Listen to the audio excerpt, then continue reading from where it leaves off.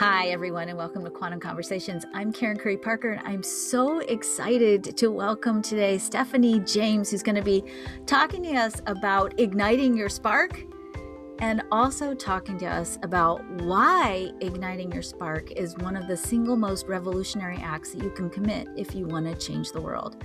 Hi, Stephanie. Welcome. I'm so excited to have you here. Thank you, Karen. I'm so excited to be here as well. Awesome. So we have had a date to talk about your book, and I do want to talk about your book. But one of the things that I discovered in doing research about you and your work is that you also have made a movie. Yes. So let's start first with, why is your spark and igniting your spark so important?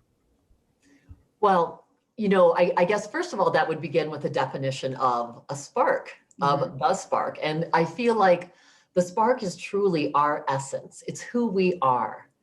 And so I feel like life circumstances and challenges oftentimes can cover that up. And so we have to excavate that spark, that essence that's us, it's our purpose and passion in the world. And, the importance of doing that, I tell people it's so important that we all do our own healing, that we all make ourselves priority in our own lives, and not in a way that negates anybody else or not caring for anyone else. It is the essential piece in that when we do that work, then we become clear conduits for bringing that healing Mm-hmm. out to the world. And so that's, the important message about how igniting our own spark within, it does help change humanity. It does add to our world because it's like that, it's the pebble in the pond.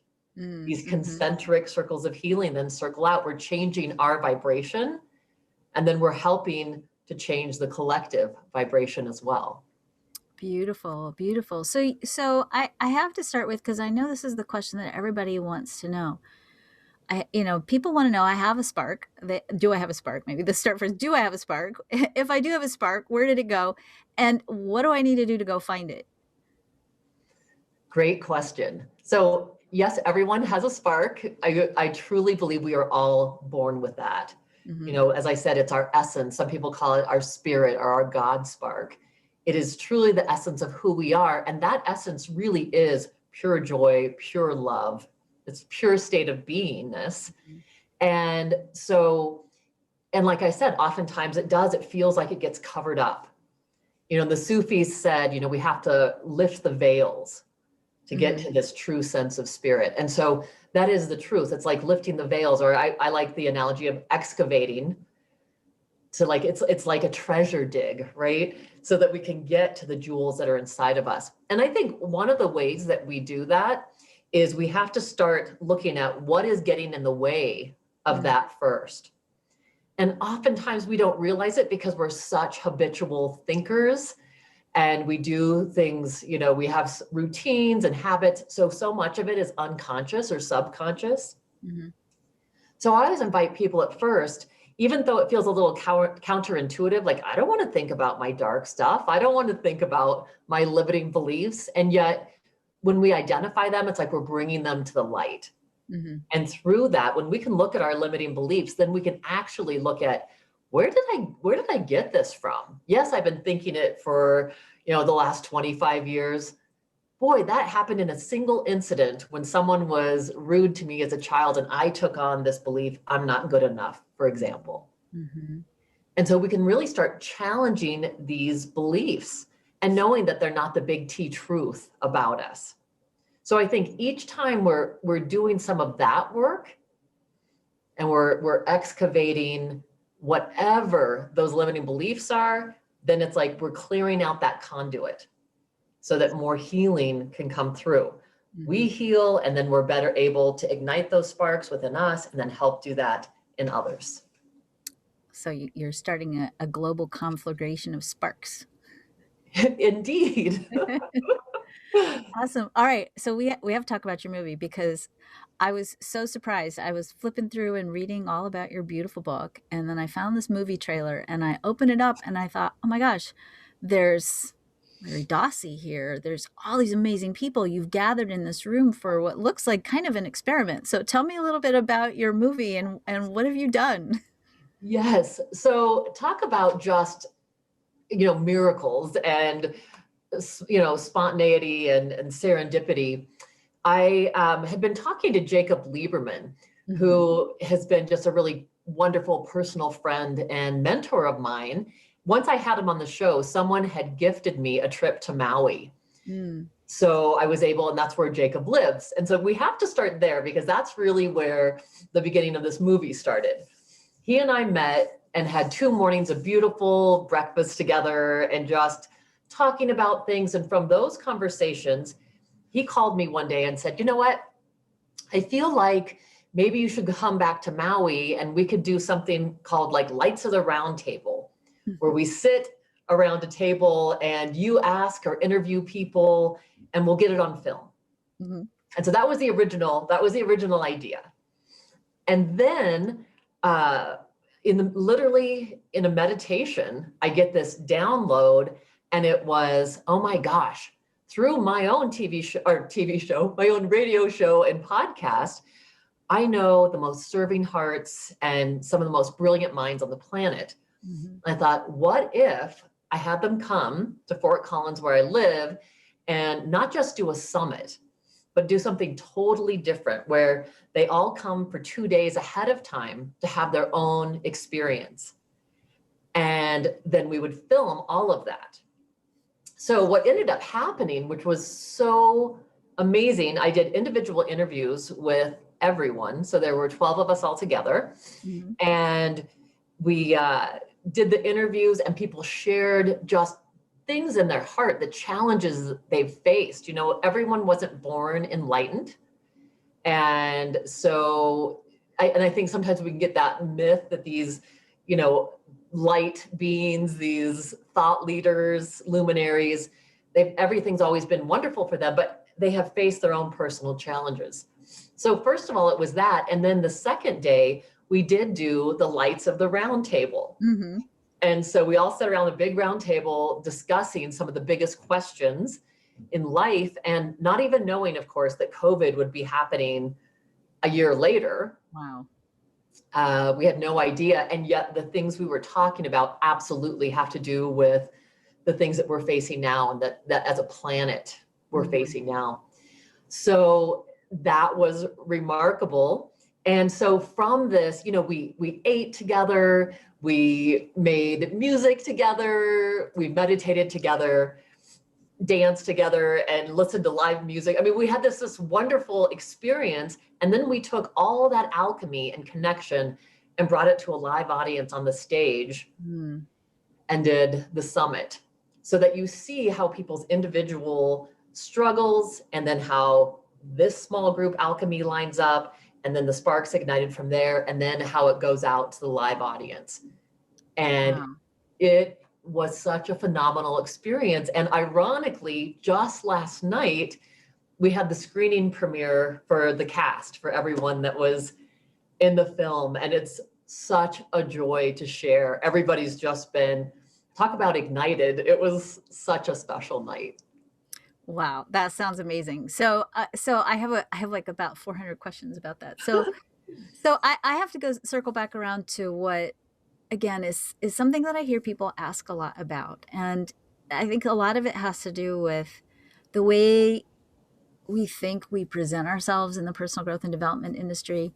And oftentimes when we tell our story about, I'm here, I was bankrupt there, or I was divorced here, or whatever, we sort of talk about what happened leading up to where we are now as thought leaders in this certain place.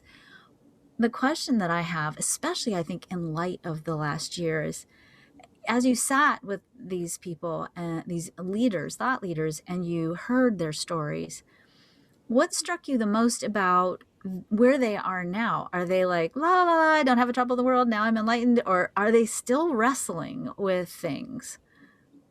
Yeah, I think a really important message is that as long as we're breathing, we're still going to have challenges. We're still Mm. going to have things come up.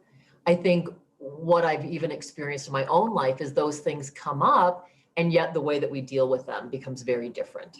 Mhm. Right. So it's moving more into a place where you are responding more instead of reactive to what happens in your life.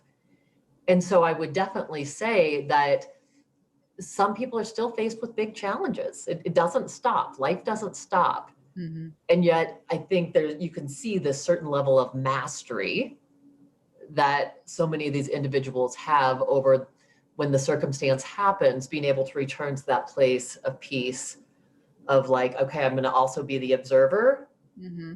that watches all of this happen. And then I'm going to respond out of that. So it's from a really different place, but it's really beautiful. And, you know, the one part that I didn't mention of the film that I think is essential is woven all the way through the film is a woman that used to be a client of mine in my psychotherapy practice. Mm-hmm. And so you see her personal journey, because I think that the important message is that it's all of our journeys. Yeah. Mm-hmm. This movie isn't, or this film isn't just about people that are already luminaries. It's about each one of us. Mm-hmm. It's about every man, every woman, and how we can find that healing within. And you see Debbie's journey throughout this film, and it's really beautiful. I love that. I love that. So, what was your biggest epiphany in sitting at this round table? What was the thing that really struck you the most? The very first thing that came to my mind when you said that is a saying from Jacob Lieberman, where he says, "We're all the same height." Mm. There were no egos in the room. There was nothing but shared hearts. And so it was interesting because it's definitely so many different realms were in there. You know, we had comedian and political analyst Steve Behrman, who wrote the book Spontaneous Evolution with Bruce Lipton. Mm-hmm. And that's a very different energy than like Stephanie Schwartz, who's a research scientist and who's in Who's Who in America and Who's Who in the world, and a very different than, of course, like George and Sedina Caponelli, who are film and television producers, to Gabriella and Solomon Masala, who are very just, oh my gosh, music and rhythm. And I mean, there's so much in there. So and I guess it was a small microcosm, Karen, of what the world represents. Mm-hmm. Everybody came with their own individual gifts. And really, when we were present and listened to one another, the collective positive that came out of that was astounding. So different colors, different religions, different backgrounds, and yet we sat around this table as one. And it was really powerful in that way. That's amazing. So I want to end with just one last question, and it's something that it came up a while ago. Maybe, and this is a terrible thing to bring into this conversation, but it's reality. It came in after a school shooting, maybe about 2 years ago.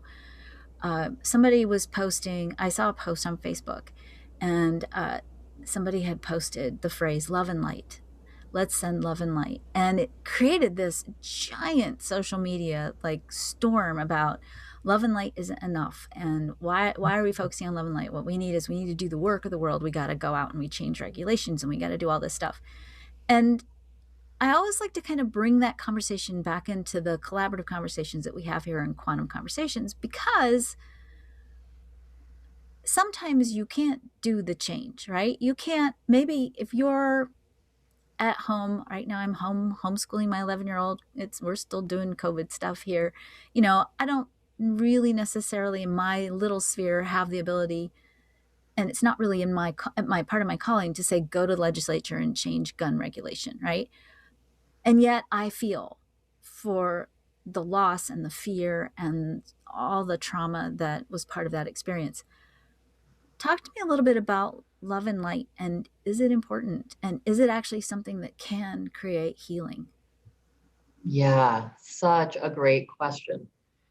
I think absolutely it can. I think love is one of the biggest forces it is the biggest force that we have. And love and light are powerful.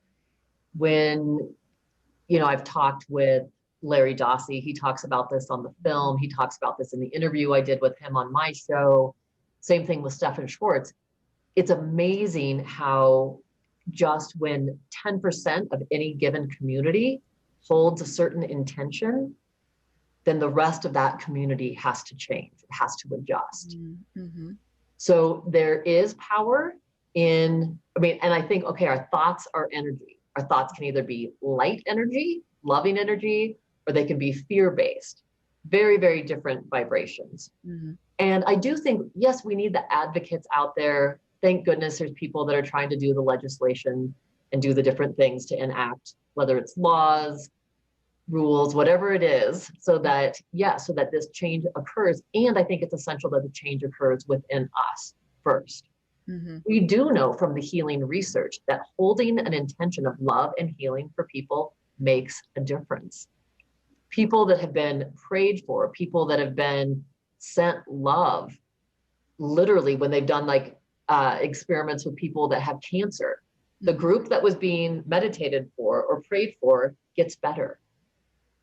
It's not just some fun theory. It's actually, there's lots of data to back it up.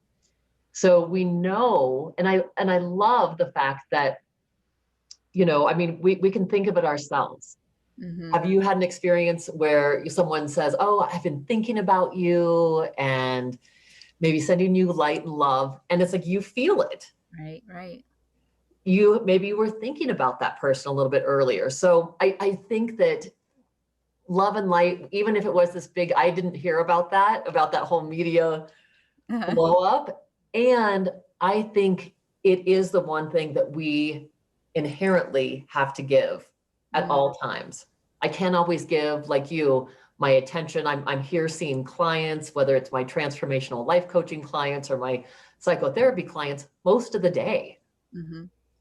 I don't have time to have people sign petitions or go out and try to get something passed. What I do, though, have is meditation and intensive time in the morning. Mm-hmm. So I can be sending that frequency out. And we know, again, the collective consciousness and the vibration we're adding to it matters. So I can't emphasize enough that we matter, that you matter. We're all in this together. And so bringing yourself to that place of light and love within, it's the greatest gift that you can give humanity. Yeah, I love that. And so just to sort of bring it back around to your beautiful book, do you believe that if we are clear and connected to that spark, our capacity to use that power of sending love and light gets amplified? Absolutely. Absolutely. Think about it. It's like when you're clear like that, it's like a clear channel. You could imagine water just streaming through. Mm-hmm. If it's clogged up with all these different diversions, you're only going to get a little trickle out the other side. Mm-hmm. So this is like full waterfall, and that's what we wanted to have pouring into the world.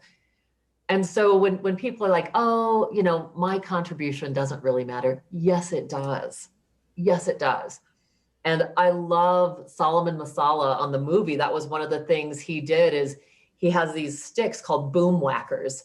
And he had the whole audience hitting these sticks. And he's like, come on, you can't just go like this. We need your contribution. That's what makes the beautiful sound. Like we are all instruments in this orchestra.